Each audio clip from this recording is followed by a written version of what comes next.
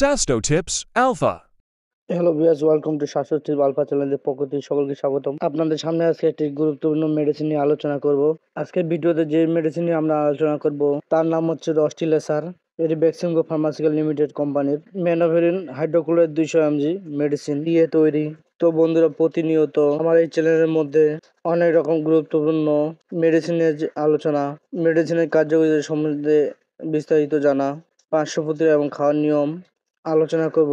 তো আজকের এই ভিডিওতে রস্টিলেসার সম্পর্কে বিস্তারিত জানাবো। এটি কারা খেতে পারবে, কারা খেতে পারবে না, এটি গর্ভকালীন, মাতৃকালীন, দুগ্ধকালীন খাওয়া যাবে কিনা, এর সুবিধা অসুবিধা, খাওয়া নিয়ম বিস্তারিত জানিয়ে দেবো আজকের এই ভিডিওতে। এই ওষুধটি সম্পর্কে পুরো নয় ধারণার জন্য না টেনে সম্পূর্ণ ভিডিওটি দেখতে থাকুন। তো বন্ধুরা, মূল আলোচনা শুরু করার পূর্বে আমার একটি অনুরোধ থাকবে, যদি আমার চ্যানেল নতুন হয়ে থাকেন তো চ্যানেলটি অবশ্যই সাবস্ক্রাইব করে রাখবেন এবং পাশে থাকা বেল আইকন বাটনটি ক্লিক করেন, যাতে করে আমি ভিডিও দেওয়ার সাথে সাথে আপনাকে নোটিফিকেশন পৌঁছে যায়।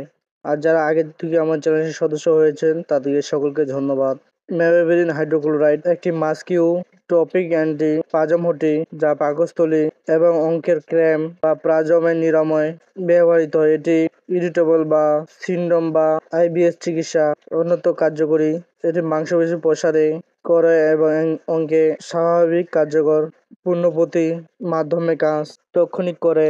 তো বন্ধুরা, চলুন এবার আমরা জেনে নেই এই মেডিসিনটি কোন সমস্যার জন্য খাওয়া যাবে। এটি আসলে দীর্ঘমেয়াদী যন্ত্রবায়ক ফুলন বা পেটের ব্যথা, কোষ্ঠকাঠিন্য, অলাসের প্রধা, পেটের সুর ব্যথা দীর্ঘস্থায়ী, অনেকে তো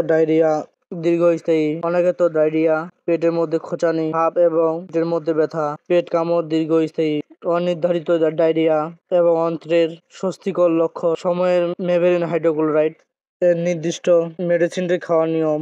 10 বছরের নিচে যাদের বয়স, সে সকল শিশুদের ক্ষেত্রে মেভেরিন হাইড্রোক্লোরাইড নির্ধারিত নয়। এই রস্টিলেসারটি নির্দেশিত নয়।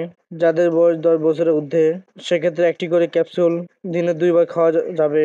মেভেরিন হাইড্রোক্লোরাইড খাওয়ার 20 মিনিট পরে সেবন করলে ভালো ফল পাওয়া যাবে। তাহলে এটি আহারের 20 মিনিট পূর্বে সেবন করা উচিত। মেভেরিন হাইড্রোক্লোরাইড গর্ভকালীন ও মাতৃদানকালীন সতর্কতার সাথে ব্যবহার করতে হবে, তবে সাবধানতা অবলম্বন ব্যবহার করা উচিত। প্রাণীর উপর পরীক্ষা করে টেরাজেনেসিটি কোনো কিছু দেখা যায়নি। নির্দিষ্ট মাত্রায় মেভিভেরিন সেবনের মাত্রায় মাতৃদুগ্ধকালীন নির্দিষ্ট হয় না। তাই যে সকল মায়েরা নবজাতক শিশুদের বুকে দুধ পান করান, সেক্ষেত্রে এটি ব্যবহার করতে পারবে, কোনো সমস্যা নেই। তো বন্ধুরা, প্রতিটি মেডিসিন কিছু না কিছু পার্শ্বপ্রতিক্রিয়া রয়েছে। তেমনি ভাবে এই রস্টিলেসার মেভেরিন হাইড্রোক্লোরাইডের অতিরিক্ত মাত্রার সেবনে রস্টিলেসার ক্যাপসুলটি দীর্ঘ সময় ব্যবহার করলে যে সমস্যাগুলো হতে পারে, যেমন ভীষণতা, মাথা ব্যথা, অনেক রান, রক্তচাপ, রাট্রিক রোগ, এনজিও, টেলিমিয়া ইত্যাদি সমস্যাগুলো দেখা যেতে পারে। তো বন্ধুরা, এই ছিল আজকের মতো রস্টিলেসার সম্পর্কে বিস্তারিত সংক্ষেপে বিবরণ।